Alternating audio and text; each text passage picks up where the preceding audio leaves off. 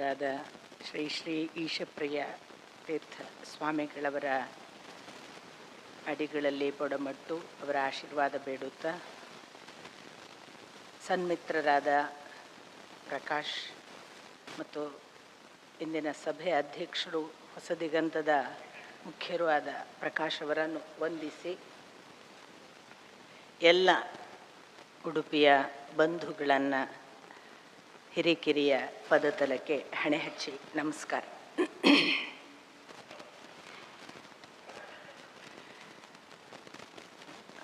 ನಾನು ಇಲ್ಲಿಗೆ ಬರುವುದಕ್ಕೆ ಮುಖ್ಯ ಕಾರಣ, ಪುಸ್ತಕಕ್ಕಿಂತಲೂ ಪುಸ್ತಕದ ಕರ್ತೃ ಅಂತ ನಾನು ತುಂಬ ಸಂತೋಷದಿಂದ ಹೇಳ್ತೇನೆ.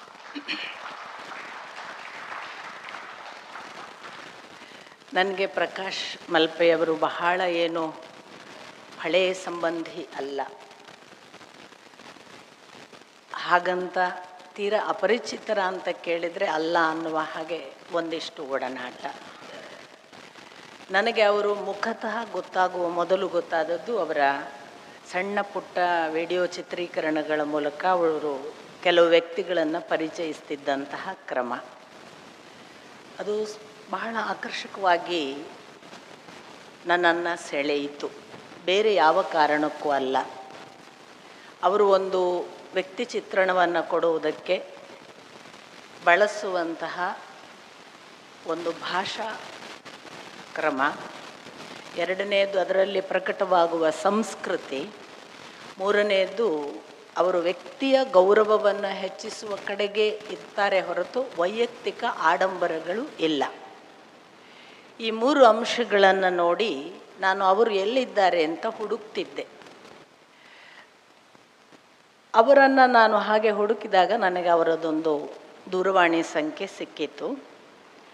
ಒಂದು ಸಂದರ್ಭದಲ್ಲಿ ನಾನು ಪ್ರಥಮದಲ್ಲಿ ಪ್ರಕಾಶ್ ಅವರಿಗೆ ಅವರು ಹೇಳಿದ ಯಾವುದೋ ಒಂದು ವ್ಯಕ್ತಿ ಚಿತ್ರಣ, ನನಗೆ ಈಗ ಸ್ಪಷ್ಟವಾಗಿ ಇವರೇ ಅಂತ ಗೊತ್ತಿಲ್ಲ, ನಾನು ಬಹಳ ಬಾರಿ ನೋಡಿ ಒಂದು ವ್ಯಕ್ತಿ ಚಿತ್ರಣ ಒಂದು ದಿವಸ ಅವರು ಸಾಮಾನ್ಯವಾಗಿ ವಿಶೇಷ ದಿನಕ್ಕೆ ಪ್ರಕಟಿಸ್ತಾರೆ. ಒಂದು ಅವರ ಹುಟ್ಟಿದ ದಿನ ಇರಬೇಕು, ಇಲ್ಲ ಅವರು ತೀರಿಕೊಂಡ ದಿನ ಇರಬೇಕು. ಅಂಥ ದಿನಗಳಲ್ಲಿ ಪ್ರಕಾಶ್ ಅವರ ಒಂದು ವಿಡಿಯೋ ಚಿತ್ರೀಕರಣ ಬರ್ತಿತ್ತು. ಅದೊಂದು ಸಂದರ್ಭದಲ್ಲಿ ಆ ಚಿತ್ರೀಕರಣವನ್ನು ನೋಡಿ ಆ ಹೊತ್ತಿಗೆ ನನಗೆ ದೂರವಾಣಿ ಸಂಖ್ಯೆ ಸಿಕ್ಕದ್ದರಿಂದ ನಾನು ಅವರನ್ನು ಅಭಿನಂದಿಸಿ ಒಂದು 4 ವಾಕ್ಯಗಳನ್ನು ಸಂದೇಶ ಮುಖಾಂತರ ಕಳುಹಿಸಿದೆ. ನಿಮ್ಮ ಭಾಷೆ ತುಂಬ ಸುಂದರವಾಗಿದೆ, ನಿಮ್ಮ ಅಭಿವ್ಯಕ್ತಿಯಲ್ಲಿರುವ ಸಂಸ್ಕೃತಿಯ ಕುರಿತ ಗೌರವ, ವ್ಯಕ್ತಿತ್ವದ ಪ್ರಸ್ತುತಿ ನನಗೆ ಬಹಳ ಇಷ್ಟವಾಯಿತು, ನಾವು ನಿಮ್ಮ ಜೊತೆಗಿದ್ದೇವೆ ಅಂತ ನಾನು ಬರೆದಿದ್ದೆ. ತಕ್ಷಣಕ್ಕೆ ಅವರು ಇದೆಲ್ಲ ನಿಮ್ಮಂಥವರ ಹಿರಿಯರ ಆಶೀರ್ವಾದ ಅನ್ನುವ ನಿತ್ಯದ ಸೌಜನ್ಯ ಮತ್ತು ಆ ಸನ್ನಡತೆಯನ್ನು ಅಭಿವ್ಯಕ್ತಿಸಿದರು. ನಾನು ಯಾಕೆ ಈ ಮಾತನ್ನು ತಮ್ಮ ಜೊತೆಗೆ ಹಂಚಿಕೊಳ್ಬೇಕು ಅಂತ ನನಗನ್ನಿಸ್ತದೆ ಅಂತಂದರೆ, ಭೂಮಿ ವಿಶಾಲವಾಗಿದೆ, ಭೂಮಿಯಲ್ಲಿ ಯಾರ್ಯಾರಿಗೆ ಏನೇನು ಬೇಕೋ ಅದೆಲ್ಲವೂ ಇದೆ. ಆದರೆ ಕೆಲವರಿಗೆ ಮಾತ್ರ ಒಳಿತು ಕಾಣ್ತದೆ, ಒಳಿತು ಗ್ರಹಕ್ಕೆ ಸಿಗ್ತದೆ. ನೋಡಿ, ಇವರು ವಸುಂಧರಾ ರತ್ನಗರ್ಭ ಅಂತ ಬರೆದಿದ್ದಾರೆ, ಈ ಪುಸ್ತಕಕ್ಕೆ ಹೆಸರು. ಈ ಶೀರ್ಷಿಕೆಯೇ ಅವರ ಮನೋಧರ್ಮವನ್ನು ನಿಮಗೆ ಪ್ರಕಟಪಡಿಸ್ತಿದೆ.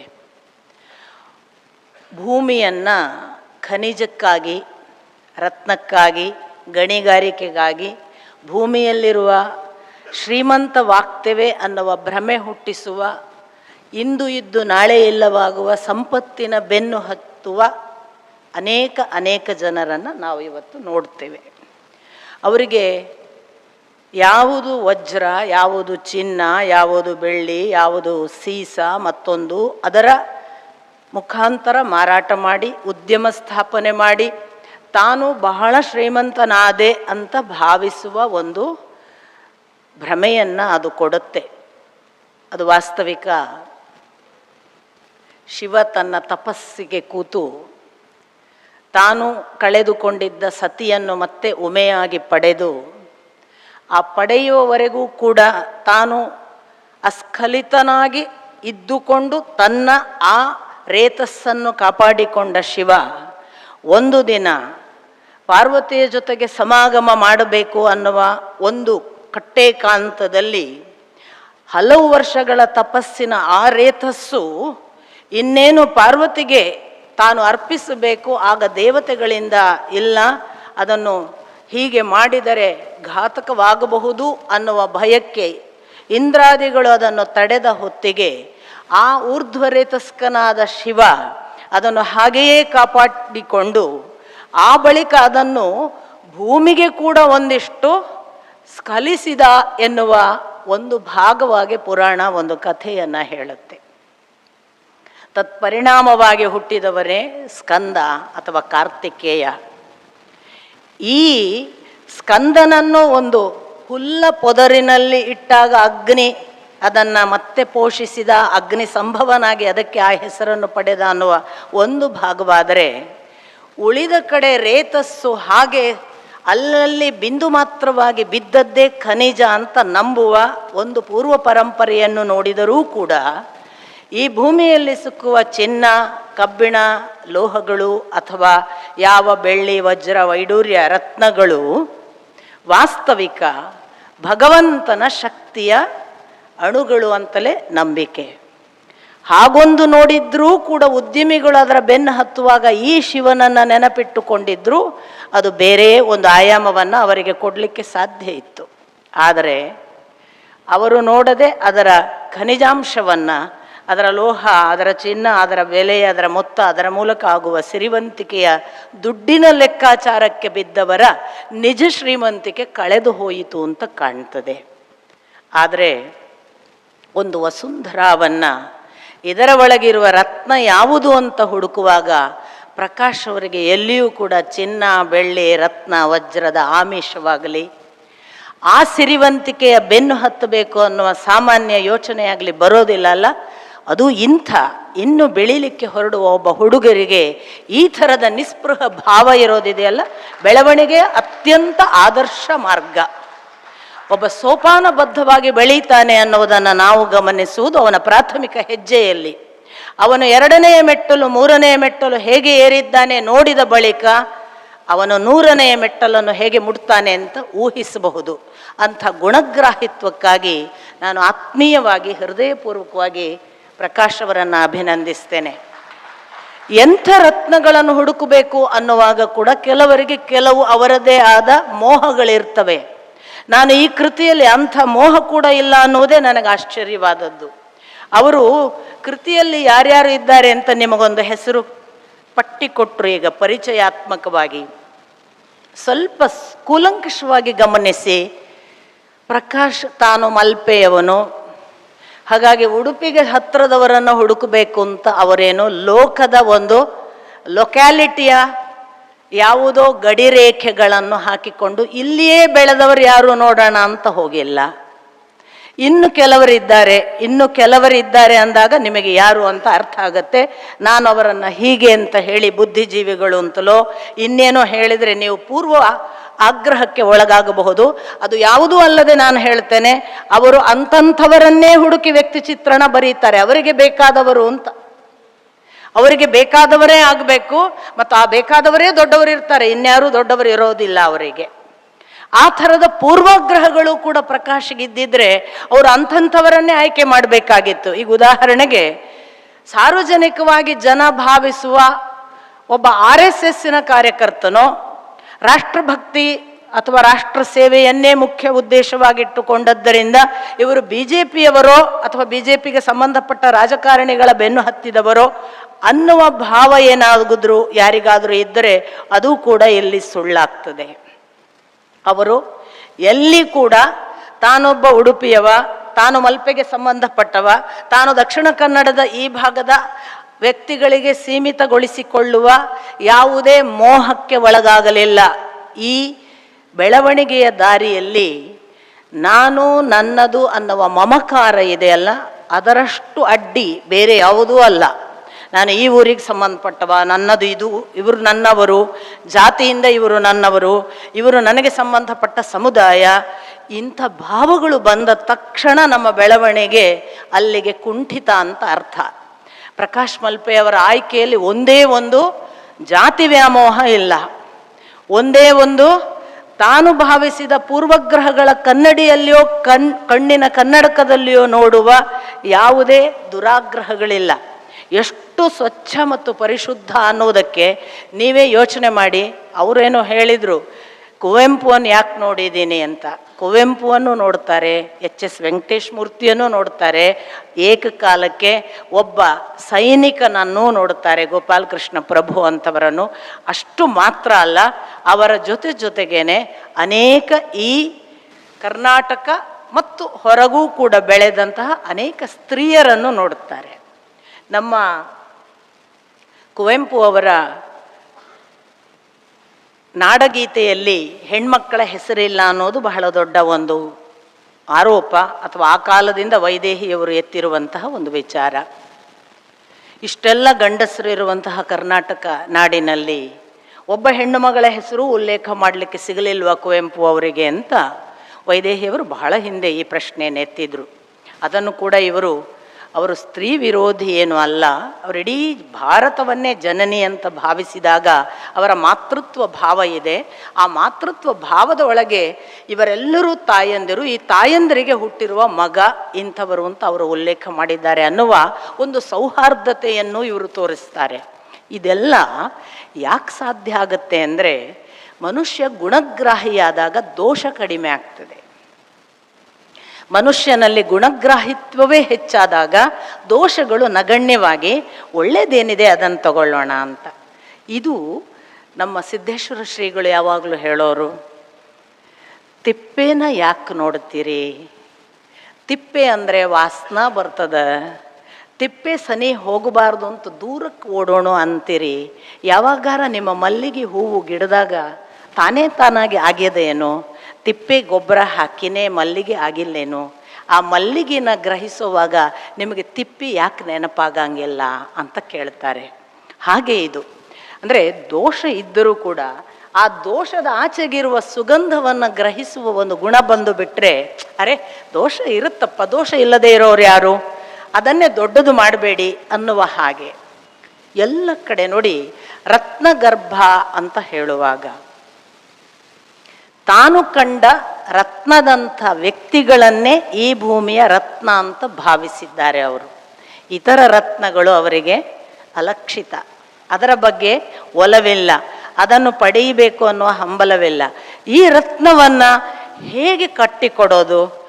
ಒಂದೊಂದು ಪಾತ್ರ ಚಿತ್ರಣ ಅಂತ ನಾವು ಯಾವುದನ್ನು ಭಾವಿಸ್ತೇವಲ್ಲ, ಅದು ತುಂಬ. ಈಗ ಎಷ್ಟೋ ಸಾರಿ ಒಂದು ಪಾತ್ರ ಚಿತ್ರಣ ಮಾಡುವಾಗ ಇಷ್ಟೇ ವಾಕ್ಯಗಳಲ್ಲಿ ಮುಗಿಬೇಕು. ಈಗ ಅವರು ಬಹುತೇಕ ಎಲ್ಲ ವಿಡಿಯೋ ಚಿತ್ರೀಕರಣ ಮಾಡುವಾಗ 5 ನಿಮಿಷ ಇರಬೇಕು, 6 ನಿಮಿಷ ಇರಬೇಕು, 7 ನಿಮಿಷ ಇರಬೇಕು.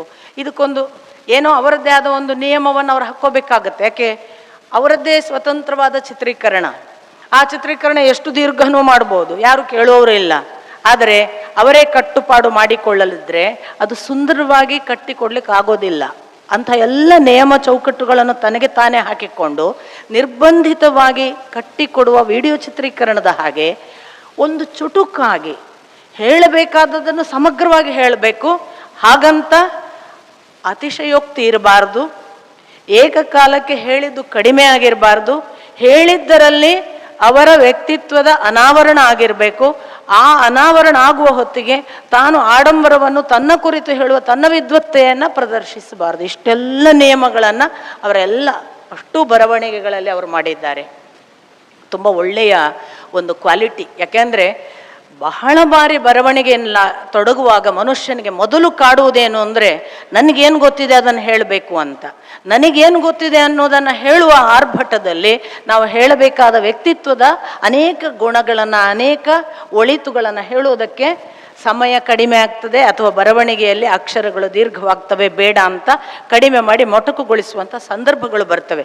ಅಂಥ ಯಾವುದೇ ಅನಿವಾರ್ಯತೆಗಳಿಗೆ ಪ್ರಕಾಶ್ ಒಳಗಾಗೋದಿಲ್ಲ. ಮುಖಸ್ತುತಿ ನನ್ನ ಉದ್ದೇಶವಲ್ಲ, ನೀವು ಪುಸ್ತಕ ಓದಿ ನೋಡಿ.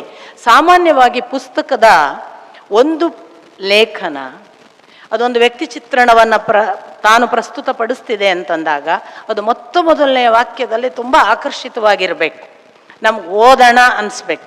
ಪ್ರಥಮ 2-3 ವಾಕ್ಯದಲ್ಲಿ ಓದೋಣ ಅನಿಸದಿದ್ರೆ ನಾವು ಸ್ಕಿಪ್ ಮಾಡ್ತೀವಿ. ಇದು ಸಹಜವಾದ ಓದುಗನ ಗುಣ.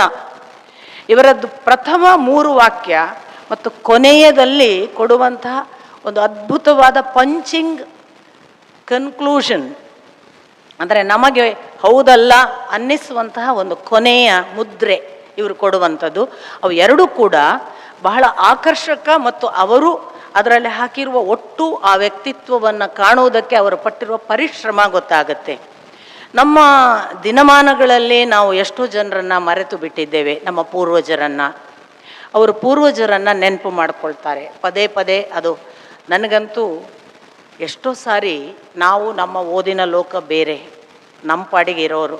ನನಗೆ ಈ ಜಗತ್ತಿನ ಈ ರಾಜಕಾರಣ, ಈ ಇತಿಹಾಸ, ಈ ಚರಿತ್ರೆ ಇದರ ಬಗ್ಗೆ ನನಗೆ ಅಷ್ಟಾಗಿ ಒಲವಿಲ್ಲ ಅಂದರೆ ನಾನು ಗೌರವಿಸುವುದಿಲ್ಲ ಅಂತಲ್ಲ, ಆ ಓದಿನ ಕಡೆಗೆ ನಾನು ಹೆಚ್ಚು ಮುಖ ಮಾಡುವುದಿಲ್ಲ. ಯಾಕಂದರೆ ನನಗೆ ಯಾವಾಗಲೂ ಕೂಡ ಅನಿಸೋದು ಚರಿತ್ರೆ ಆಗಿ ಹೋಗಿದೆ. ಅದನ್ನು ಈಗ ಅಲ್ಲಿ ಯಾರು ಒಳ್ಳೆಯವರು ಯಾರು ಕೆಟ್ಟವರು ಅಂತ ವಿಮರ್ಶೆ ಮಾಡ್ತಾ ಕೂತ್ಕೊಂಡು ವರ್ತಮಾನವನ್ನು ಹಾಳು ಮಾಡಬಾರದು. ಇದು ನನ್ನ ಧೋರಣೆ. ಹಳೆಯವರು ಮಾಡಿ ಹೋದ ತಪ್ಪನ್ನು ದ್ವೇಷಿಸ್ತಾ ಗಾಂಧಿಯನ್ನು ಬೈಕೋತಾ ಕೂತ್ಕೊಂಡು ಇಡೀ ವಾಟ್ಸಪ್ ಯೂನಿವರ್ಸಿಟಿಯಲ್ಲೆಲ್ಲ ಗಾಂಧಿಯನ್ನು ಬೈಯುವುದಕ್ಕೇ ಸಮಯ. ಗಾಂಧಿಯನ್ನು ಬೈಯುವವರದ್ದೇ ಒಂದು ಗುಂಪು, ಸಾವರ್ಕರನ್ನು ಬೈಯುವವರ ಗುಂಪು, ಸಾವರ್ಕರ್ನ ಗುಣಗಾನದ ಒಂದು ಗುಂಪು, ಅಥವಾ ನಾವು ಚರಿತ್ರೆಯ ಇಂದಿರಾ ಗಾಂಧಿಯನ್ನು ನೆಹರುವನ್ನು ಬೈತಾ ಕೂತ್ರೆ ಇವತ್ತಿನ ವರ್ತಮಾನದ ನಮ್ಮ ಗತಿ ಏನು, ನಾವು ಈಗ ಮಾಡಲಿಕ್ಕಿರುವುದು ಏನು ಅನ್ನೋದನ್ನು ಹೆಚ್ಚು ಗಮನ ಕೊಡಬೇಕು. ಇವತ್ತು ನಮಗೆ ಆಗಬೇಕಾದ್ದೇನು, ಆ ದೃಷ್ಟಿಯಲ್ಲಿ ಹಳೆಯದನ್ನು ನೋಡಬೇಕೇ ಹೊರತು ಹಳೆಯವರು ದೋಷ ಮಾಡಿದ್ದಾರೆ, ಮೋಸ ಮಾಡಿದ್ದಾರೆ, ನಮ್ಮ ದೇಶ ಹಾಳು ಮಾಡಿದ್ದಾರೆ ಅಂತ ಅವರನ್ನು ಬೈಯೋದ್ರಿಂದ ಸಮಾಧಿ ಮಣ್ಣಾಗಿ ಯಾವ ಕಾಲಾಗಿದೆ, ಎದ್ದು ಅವರ ಆತ್ಮ ಉಂಟೋ ಇಲ್ಲೋ ಗೊತ್ತಿಲ್ಲ, ಇನ್ಯಾರಾಗಿ ಹುಟ್ಟಿ ಎಷ್ಟು ಶತಮಾನಗಳಾದವೋ ಗೊತ್ತಿಲ್ಲ. ಅಂಥವರನ್ನು ಮತ್ತೆ ಭೂಮಿಯಿಂದ ಅಗದು ನಾವು ಉದ್ಧಾರ ಆಗ್ತೀವಿ ಅಂತ ನನಗೆ ನಂಬಿಕೆ ಇಲ್ಲ. ಆದ್ದರಿಂದ ನಾನು ನೋಡೋದು ಈ ನನ್ನ ಬದುಕಿಗೆ ಇವತ್ತು ನಾನು ನಡೆಯುವುದಕ್ಕೆ ನನಗೆ ಏನು ಸಿಗ್ತದೆ ಅಂತ ಗುಣಗಳನ್ನು ನಾವು ಆರಿಸ್ಕೋಬೇಕು, ಒಳಿತುಗಳನ್ನು ನಾವು ಸ್ವೀಕರಿಸಬೇಕು. ಪೂರ್ವಜರು ಏನೇ ಮಾಡಿದರೂ ಕೂಡ ಅದಕ್ಕೆ ಭಗವಂತ ಕಾರಣ, ಇದೊಂದು ಕಾಸ್ಮಿಕ್ ಅರೇಂಜ್ಮೆಂಟ್, ಇವರಿಂದ ಹೀಗೆ ಆಗಬೇಕಿತ್ತು ಅಂತ ಭಗವಂತ ನಿರ್ಣಯ ಮಾಡಿದ್ದಾನೆ ಅಂತ ಅವನಿಗೆ ಒಪ್ಪಿಸಿದರೆ ಅಲ್ಲಿರುವ ಒಳಿತು ಏನು ಅಂಥದ್ದನ್ನು ಆರಿಸುವಾಗ ಇವರು ತುಂಬ ಜೋಪಾನವಾಗಿ ಒಳಿತುಗಳನ್ನು ಯಾರ್ಯಾರು ಏನೇನು ಮಾಡಿದ್ದಾರೆ ಅದನ್ನು ಕೊಡುವುದರ ಕಡೆಗೆ ನಮ್ಮ ಗಮನವನ್ನು ತುಂಬ ಅದ್ಭುತವಾಗಿ ಸೆಳೀತಾರೆ. ನನಗೆ ವಾಸ್ತವಿಕ ಇವರು ಬರೆದದ್ದನ್ನು ಓದುವವರೆಗೆ ಅಹಲ್ಯಾಬಾಯಿ ಹೋಳ್ಕರ್ ಅನ್ನುವ ಹೆಸರು ಎಷ್ಟು ಪರಮಾದ್ಭುತವಾದ ಒಂದು ನಡೆ. ಒಬ್ಬ ತಾಯಿ ತನ್ನ ಭಕ್ತಿಯಿಂದ ಒಬ್ಬ ಮಾವನ, ಅಂದರೆ ಮದುವೆ ಆದ ಬಳಿಕ ಮಾವ ಮಲ್ಲಹಾರ್ ಅಂತ, ಅವರ ಮೂಲಕ ಇವಳ ಭಕ್ತಿ ಇವಳ ತೇಜಸ್ಸನ್ನು ಕಂಡು ಅವರು ಮನೆಯ ಸೊಸೆ ಮಾಡಿಕೊಂಡ್ರೆ ಗಂಡ ಏನೋ ಅದಕ್ಕೆ ಯಾವ ಯೋಗ್ಯತೆಯೂ ಇಲ್ಲದವನು. ಆದರೆ ಆ ಗಂಡ ತನ್ನ ಮಾವನಿಗೆ ಏನೂ ಯೋಗ್ಯನಲ್ಲವಾದರೂ ಕೂಡ ಸೊಸೆಯಾಗಿ ತಾನು ತನ್ನ ಯೋಗ್ಯತೆಯ ಮೂಲಕ ಆ ಮನೆಯಲ್ಲಿ ಒಬ್ಬ ತಾಯಿ ಯಾವ ಮಟ್ಟಕ್ಕೆ ಬೆಳೀತಾಳೆ ಅಷ್ಟು ಮಾತ್ರ ಅಲ್ಲ. ಅವ್ರು ಯಾಕೆ ನಮಗೆ ಭಾಳ ವಿಶೇಷ ಆಗೋದು ಅಂದರೆ, ಅಹಲ್ಯಾಬಾಯಿ ಒಬ್ಬಳು ಸಾಕು ಅನಿಸುತ್ತೆ ನಮಗೊಮ್ಮೆ ಮಾದರಿ ಮಾಡಿಕೊಂಡ್ರೆ ಎಲ್ಲ ಆಯಾಮಗಳಲ್ಲಿ. ಯಾಕೆಂದರೆ ಅವಳು ಭಕ್ತಿಯ ಪರಾಕಾಷ್ಠೆ, ಹಾಗಾಗಿ ದೇವ ಕಾರ್ಯದಲ್ಲಿ ಸದಾ ತನ್ಮಯಿ, ಏಕಕಾಲಕ್ಕೆ ರಾಜಕೀಯ ನಿಪುಣೆ, ಅದೇ ಸಂದರ್ಭದಲ್ಲಿ ಅತ್ಯಂತ ನಿಷ್ಠುರ ತಾಯಿ. ಎಷ್ಟು ನಿಷ್ಠುರ ತಾಯಿ ಅಂದರೆ, ಮಗ ಮಹಾದುಷ್ಟ. ನನಗೆ ಅಸಮಂಜಸ ಎಲ್ಲ ನೆನಪಾಗ್ತಿದ್ರು ಅದನ್ನು ಓದುವಾಗ. ಸಗರನ ಮಗ ಅಸಮಂಜಸ, ಯಾರ್ಯಾರನ್ನೋ ಕುತ್ತಿಗೆ ಹಿಚ್ಕಿ ನೀರಿಗೆ ಹಾಕಿ ಕೊಂದು ಸಂತೋಷ ಪಡ್ತಿದ್ದ ಅಂತೆಲ್ಲ ಅವನ ಪರ್ವರ್ಟೆಡ್ ಗುಣಗಳನ್ನು ರಾಮಾಯಣ ದಾಖಲಿಸುತ್ತೆ. ಅಸಮಂಜಸನನ್ನು ಗಡೀಪಾರು ಮಾಡಿಬಿಡುತ್ತಾನೆ ಸಗರ, ಬರೀ ಗಡೀಪಾರು ಮಾಡ್ತಾನೆ. ಇಲ್ಲಿ ಅಹಲ್ಯಾಬಾಯಿ ಹೋಳ್ಕರ್ ಮಗ ನೋಡಿ, ತಂದೆ ಕೂಡ ಅಂಥವನೇ. ಅಹಲ್ಯಾಬಾಯಿ ಹೋಳ್ಕರ್ ಗಂಡ ಕೂಡ ಒಳ್ಳೆಯ ಗುಣಲಕ್ಷಣದವನಲ್ಲ, ವ್ಯಸನಿ, ಚಟ ಇರುವವನು, ಅವನು ಯಾವುದರಲ್ಲೂ ತನ್ನನ್ನು ಕೊಂಡುಕೊಳ್ಳದವನು, ಕೊಟ್ಟುಕೊಳ್ಳದವನು. ಅಂಥವನು ಅವನಿಗೆ ಹುಟ್ಟಿದ ಮಗನಾದದ್ದರಿಂದಲೋ ಅಥವಾ ಅಹಲ್ಯಾಬಾಯಿಗೆ ವಿಧಿ ಪರೀಕ್ಷೆಯೋ, ಮಗ ಎಂಥವ ಅಂದರೆ ಅವರಿವರ ದುಃಖಗಳಲ್ಲಿ ಸಂತೋಷ ಪಡುವವ. ಎಷ್ಟು ಒಂದು ಎಕ್ಸಾಂಪಲ್, ಯಾರೋ ಶೂಸ್ ಕಳಚಿ ಹೋಗಿದ್ರೆ ಅದರೊಳಗೆ ಚೇಳು ಹಾಕಿ ಆ ಚೇಳನ್ನು, ಈ ಶೂಸನ್ನು ಕಾಲು ಹಾಕ್ಕೊಳ್ಳುವವರ ಚೇಳು ಕಡಿಸ್ಕೊಂಡು ದುಃಖಿಸುವಾಗ ಸಂತೋಷ ಪಡುವ ಒಂದು ಮಾದರಿ. ಈ ಕಾಲಕ್ಕೂ ಇದ್ರಲ್ಲ ಅಸಮಂಜಸರು ಅಂತ. ಇದೇ ಥರ ವೇನ ಕೂಡ ಅಂಗ ದೊರೆಯ ಧ್ರುವ ವಂಶದಲ್ಲಿ ಬರುವವನು. ಅವನು ಕೂಡ ಹಾಗೆ ಇದ್ದದ್ರಿಂದಲೇ ಅಂಗ ದೊರೆ ಎಲ್ಲ ಬಿಟ್ಟು ಹೋಗ್ತಾನೆ ನೋಡಿ. ಅಲ್ಲಿ ಅಂಗ ದೊರೆಯೇ ಎಲ್ಲವನ್ನು ಬಿಟ್ಟು ಹೋಗ್ತಾನೆ ನಿವೃತ್ತಿ ಮಾರ್ಗಕ್ಕೆ. ಇಲ್ಲಿ ಸಗರ ಅಸಮಂಜಸನನ್ನು ಗಡೀಪಾರು ಮಾಡ್ತಾನೆ. ಆದರೆ ಅಹಲ್ಯಾಬಾಯಿ ಹೋಳ್ಕರ್ ಸಾಕ್ಷಾತ್ ತನ್ನ ಮಗನನ್ನು ತಾನು ರಾಣಿಯಾಗಿದ್ದುಕೊಂಡು ಮಗ ಅಂತ ಮೋಹಕ್ಕೆ ಒಳಗಾಗದೆ, ತಪ್ಪು ಮಾಡಿದರೆ ಮಗನೂ ದಂಡನಾರ್ಹ ಅಂತ ತೀರ್ಮಾನ ಮಾಡಿ ಜೈಲಿಗೆ ಅಟ್ಟುತ್ತಾಳೆ. ಅವನು ಜೈಲು ಶಿಕ್ಷೆಯಲ್ಲಿ ಸಾಯ್ತಾನೆ. ಇದು ಒಬ್ಬ ತಾಯಿ ಇರಬೇಕಾದ ನಿಜ ಮಾದರಿ. ನಮಗೊಂದು ಮೋಹ ಬಂದ್ಬಿಟ್ಟಿದೆ ಅಲ್ಲ, ಒಬ್ಬನೇ ಮಗ ರೀ ಏನು ಮಾಡೋದು ಅಂತ, ಅವ ಮಾಡಿದ್ದೆಲ್ಲ ಸಹಿಸ್ಕೊಳ್ಳೋದು. ಅಹಲ್ಯೆಯನ್ನು ನೋಡಿ ಕಲಿಬೇಕು. ಯಾವ ಮಟ್ಟಕ್ಕಿದ್ಲು ಅದು ಒಂದು ಭಾಗ. ಜೀವನದಲ್ಲಿ ದುರಂತ ಬರಬೇಕಾದ್ರೆ ಆ ದುರಂತವನ್ನು ಹೇಗೆ ಸಹಿಸ್ಕೋಬೇಕು ಅನ್ನೋದನ್ನು ಅಹಲ್ಯೆ ತೋರಿಸಿದ ಮಾದರಿಯನ್ನು ಕೂಡ ಇವರು ದಾಖಲಿಸುವಾಗ, ನಾನು ಇವತ್ತಿಗೆ ಇವರೆಲ್ಲ ನಮ್ಮ ಬದುಕಿಗೆ ಪ್ರಸ್ತುತ ಅಂತ ನಾನು ಅವಳನ್ನೇ ತಗೊಂಡಿದ್ದೀನಿ. ಒಬ್ಬ ಅಹಲ್ಯೆ ತನ್ನ ಬದುಕಿನಲ್ಲಿ ತನ್ನ ಕಣ್ಣ ಮುಂದೆ ಮೊಮ್ಮಗ ಸಾಯ್ತಾನೆ.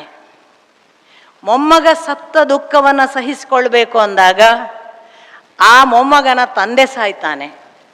ಮೊಮ್ಮಗನ ತಂದೆ ಸತ್ತಾಗ ಅದರ ಪಾಲು ಭಾಗವಾಗಿ ನಾನು ಇರೋದಿಲ್ಲ ಅಂತ ಆ ಮೊಮ್ಮಗನ ತಾಯಿಯೂ ಸತಿ ಹೋಗ್ತಾಳೆ. ಬದುಕಿನಲ್ಲಿ ತನ್ನ ಮಕ್ಕಳನ್ನು, ಮಗಳ ಗಂಡನನ್ನು, ಅವನ ಮಗನನ್ನು ಎಲ್ಲರನ್ನು ಏಕಕಾಲಕ್ಕೆ ಕಳ್ಕೊಂಡ್ರೆ ಅಹಲ್ಯಾಬಾಯಿ ಸುಖ ದುಃಖೇ ಸಮೀಕೃತ್ವ ಲಾಭೋ ಜಯವೋ ಅಂತ ಯಾವ ಕೃಷ್ಣ ಭಕ್ತಿ, ಅವಳು ಪರಾಕಾಷ್ಠೆಯಲ್ಲಿದ್ಲು, ದೇವಭಕ್ತಿಯ ಪರಾಕಾಷ್ಠೆ ಇತ್ತು. ಹಾಗಾಗಿ ಅವಳಿಗೆ ನೋಡಿ ಅದನ್ನು ಸಮಚಿತ್ತದಿಂದ ನೋಡಿಕೊಂಡು ನಡೆಸಿಕೊಂಡು ಹೋಗೋದು ಸಾಧ್ಯ ಆಯಿತು. ಇನ್ನೂ ಒಂದು ಹಂತ ಬಹಳ ಆಶ್ಚರ್ಯಕಾರಕ. ಅಹಲ್ಯ ಬೆಳೆದ ಪರಿಯನ್ನು ನೋಡಿ ಒಬ್ಬರು ಆ ವಲಯದಲ್ಲಿದ್ದಂತಹ ವಿದ್ವಾಂಸರು ಅವರನ್ನು ಸ್ತುತಿ ಮಾಡಿದ ಒಂದು ಕೃತಿ ರಚಿಸ್ತಾರೆ. ಸ್ತುತಿ ಮಾಡಿದ್ದನ್ನೇ ರಚಿಸಿ ವಂದಿಮಾಗಧರ ಹಾಗೆ ಬಹಳ ಕೊಂಡಾಡಿ ಅವಳ ಗರಿಮೆಯನ್ನು ಹಿರಿಮೆಯನ್ನು ಹೇಳುವಂತಹ ಕೃತಿ ರಚಿಸಿ ಬಂದು ಅರ್ಪಿಸ್ತಾರೆ. ಏನು ಅಂತ ಕೇಳ್ತಾರೆ ಅಹಲ್ಯಾಬಾಯಿ. ಇಲ್ಲ ಹೇಗೆ ನೀವು ಮಾಡಿದ ಕೆಲಸ ಬಹಳ ವಿಶೇಷವಾದ್ದು, ಅದಕ್ಕೆ ನಾನು ಬರೆದು ಬಂದಿದ್ದೀನಿ. ನಮ್ಮಂಥ ಸಾಯುವ ಮನುಷ್ಯರ ಬಗ್ಗೆ ನೀವು ಇದೆಲ್ಲ ಹೊಗಳಿಕೆ ಕೊಂಡಾಟ ಬರೀಬಾರ್ದು. ಅದಕ್ಕಿಂತ ಭಗವಂತನನ್ನು ಕೊಂಡಾಡಿ ಸ್ತುತಿಸಿ, ಇದೆಲ್ಲ ವ್ಯರ್ಥ ಪರಿಶ್ರಮ ಅಂತ ಅವರಿಗೆ ಹೇಳಿ ಅವರ ಮುಂದೆ ಅದನ್ನು ತಗೊಂಡು ಗೌರವಯುತವಾಗಿ ಆ ನಂತರದಲ್ಲಿ ಅದನ್ನು ತೆಗೆದುಕೊಂಡು ಹೋಗಿ, ಇದು ಕಾಯಂ ಇದ್ದರೆ ನನ್ನನ್ನು ಹೊಗಳಿದ ಈ ಸ್ತುತಿ 4 ಜನ ಕಾಯಂ ಹೇಳಿಕೊಂಡು ತಿರುಗಾಡುವ ಮುಂದಿನ ಪರಂಪರೆ ಆಗಬಾರ್ದು ಅನ್ನುವ ಏಕಮಾತ್ರ ಕಾರಣಕ್ಕೆ ಅವಳು ಅದಕ್ಕೆ ಕಲ್ಲುಗಳನ್ನು ಕಟ್ಟಿ ನದಿಯಲ್ಲಿ ನೀರಿಗೆ ಬಿಡ್ತಾಳೆ. ಏನೆಲ್ಲ ಮೆಸೇಜ್ ಕೊಟ್ಟಿದ್ದಾರೆ ಒಬ್ಬ ತಾಯಿ. ಕೃಷ್ಣನ ಮೆಸೇಜ್ ಅದು ಕೂಡ. ನಿನಗೆ ನೀನು ಸಾಯಬೇಕಾ? ಖಡ್ಗ ತಗೊಂಡು ಕೊಲ್ಕೋಬೇಡ, ಸುಯಿಸೈಡ್ ಮಾಡ್ಕೋಬೇಡ, ಎಲ್ಲರ ಮುಂದೆ ಹೋಗಿ ನಾನು ಅಂಥವ ಇಂಥವ ಅಂತ ಹೊಗಳು ಅಂತ ಕೃಷ್ಣ ಸೂಚನೆ ಕೊಡ್ತಾನೆ. ಯುಧಿಷ್ಠಿರನ ಶಿಬಿರದಲ್ಲಿ ಅರ್ಜುನನಿಗೆ ಹೇಳುವಂತಹ ಸಂದರ್ಭ. ಭೀಮಸೇನನನ್ನು ಒಬ್ಬನನ್ನೇ ಕರ್ಣನ ಹತ್ರ ಬಿಟ್ಟು ಬಂದದ್ದಕ್ಕೆ ಯುಧಿಷ್ಠಿರ ಬೈತಾನೆ. ಅವನ ಒಬ್ಬನನ್ನೇ ಯಾಕೆ ಬಿಟ್ಟು ಬಂದಿ ಅಂತ. ಬೈಯುವುದು ಯಾವುದನ್ನು? ಪಾಂಡೀವವನ್ನು ಅವಮಾನ ಮಾಡುವಂತಹ ಮಾತುಗಳಿಂದ ಬೈತಾನೆ ಯುಧಿಷ್ಠಿರ. ಬೈದಾಗ ಇವನು ತನ್ನ ಹೊರೆಯಿಂದ ಖಡ್ಗ ತೆಗೆದು ತಾನು ಈಗ ಅಣ್ಣನನ್ನು ಕೊಲ್ಬೇಕು. ಯಾಕೆ? ಶಪಥ ಮಾಡಿದ್ದೇನೆ, ನಾನು ನನ್ನ ಪಾಂಡೀವವನ್ನು ಅವಮಾನಿಸಿದವನನ್ನು ನಾನು ಕೊಲ್ತೇನೆ ಅಂತ ಶಪಥ. ಕೃಷ್ಣ ನಿಭಾಯಿಸಿದ್ದು, ಓ ನಿಂಗೆ ಕೊಲ್ಬೇಕಾ ಅವನನ್ನು? ಅದಕ್ಕೆ ಖಡ್ಗ ಬೇಡ, ಒಳಗಿಡು, ಏನು ಅವಮಾನ ಮಾಡು ಅಂದ. ಯುಧಿಷ್ಠಿರನನ್ನು ಅವಮಾನ ಮಾಡುವ ಎಲ್ಲ ಮಾತುಗಳನ್ನು ಅರ್ಜುನ ಆಡಿದ ಮೇಲೆ ಈಗ ಇವು ಪುನಃ ಖಡ್ಗ ತೆಗೆದ. ಯಾಕೆ? ಅಣ್ಣನನ್ನು ನಿಂದಿಸಿದ್ದೇನೆ, ಧರ್ಮ ದೋಷ, ಅದು ನಾನು ಮಾಡಿದ ಧರ್ಮ ಅಲ್ಲ, ಅಧರ್ಮ, ಸಾಯ್ತೇನೆ ಅಂತ ಮತ್ತೆ ಖಡ್ಗ ತೆಗೆದಾಗ ಕೃಷ್ಣ ಹೇಳಿದ, ಅದಕ್ಕೂ ಪರಿಹಾರ ಉಂಟು, ನೀನು ಖಡ್ಗ ಒಳಗಿಡು, ಏನು ನಿನ್ನನ್ನು ಹೊಗಳು. ಅವ ಇನ್ನಿಲ್ಲದಂತೆ ಹೊಗಳಿದ. ಸ್ತುತಿ ನಿಂದೆ ಎರಡೂ ಕೂಡ ಸಾವು ಅನ್ನುವುದನ್ನು ಕೃಷ್ಣ ತೋರಿಸಿದ್ದನ್ನು ಅಹಲ್ಯಾಬಾಯಿ ಬದುಕ್ತಾಳೆ. ಯಾಕೆ ಅಂದರೆ ಪರಮ ಭಕ್ತಿ ಆದದ್ದರಿಂದ ಅವಳಿಗೆ ಎಲ್ಲ ಆಂತರ್ಯದ ಜೀವಭಾವಕ್ಕೆ ಸಂಬಂಧಪಟ್ಟ ಭಗವದ್ಭಕ್ತಿಯ ಒಂದು ಸೂತ್ರ ಇದೆ ನೋಡಿ. ನಾವು ನಡೆಯಬೇಕಾದಾಗ ಇಂಥ ಚರಿತ್ರೆ ಬೇಕು.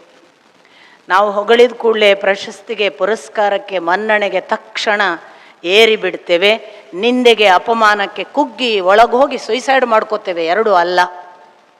ಎಂಥೆಂಥ ಜೀವನದ ಕಠೋರ ಕಷ್ಟಗಳು, ಅವಮಾನಗಳಾದಾಗ ಅಹಲ್ಯಾಬಾಯಿ ಅಲುಗಲಿಲ್ಲ. ಎಂಥೆಂಥ ಸುಖದ ಸುಪ್ಪತ್ತಿಗೆಯ ಪ್ರಶಸ್ತಿ ಪುರಸ್ಕಾರಗಳನ್ನು ತಾನೇ ತಗೊಂಡೋಗಿ ನೀರಿನಲ್ಲಿ ಬಿಡ್ತಾಳೆ. ಇದು ಬದುಕಿಗೆ ಇದಕ್ಕಿಂತ ದೊಡ್ಡ ಪಾಠ ಏನಿದೆ? ಅಷ್ಟನ್ನೇ ಮಾಡಿದರೆ ನಮ್ಮ ಬದುಕು ಇನ್ಕಂಪ್ಲೀಟ್ ಅನ್ನೋದನ್ನು ಕೂಡ ಅಹಲ್ಯ ತೋರಿಸ್ತಾಳೆ. ಮನೆ ಬಾಳ್ತೆ ನಡೆಸಿದ್ದಾಳೆ, ಗೃಹಸ್ಥ ಜೀವನ ಚೆನ್ನಾಗಿದೆ, ನಿಷ್ಕರುಣೆಯಿಂದ ಮಗನನ್ನೂ ಶಿಕ್ಷಿಸಲಿಕ್ಕೆ ಹಿಂದೇಟು ಹಾಕದ ಸಾಕ್ಷಾತ್ ಕಾಳಿ ಸ್ವರೂಪಿ, ಏಕಕಾಲಕ್ಕೆ ತನ್ನನ್ನು ಕೊಂಡಾಡಿ ಸ್ತುತಿಸಿದವರನ್ನು ಗೌರವಿಸಿ ಆ ಕೊಂಡಾಟವನ್ನು ನೀರಿಗೆ ಹಾಕುವ ಕೃಷ್ಣ ಭಕ್ತಿಯ ಸಮಚಿತ್ತತೆ. ಕೊನೆಯದೊಂದು ಬಹಳ ಅದ್ಭುತವಾದದ್ದು. ನಾವು ಇಷ್ಟು ಮಾಡಿ, ರಾಜಕೀಯವನ್ನು ಮಾಡಿದಾಳವಳು, ಇಷ್ಟು ಮಾಡಿದರೆ ನಾವು ಕಂಪ್ಲೀಟ್ ಅಲ್ಲ. ನಾವು ಯಾವಾಗ ಕಂಪ್ಲೀಟ್ ಅನ್ನೋದನ್ನು ಅಹಲ್ಯ ತೋರಿಸಿ ಬಿಡ್ತಾಳೆ. ದೇವ ಕಾರ್ಯವನ್ನು ನಿಷ್ಠೆಯಿಂದ ಮಾಡಿ.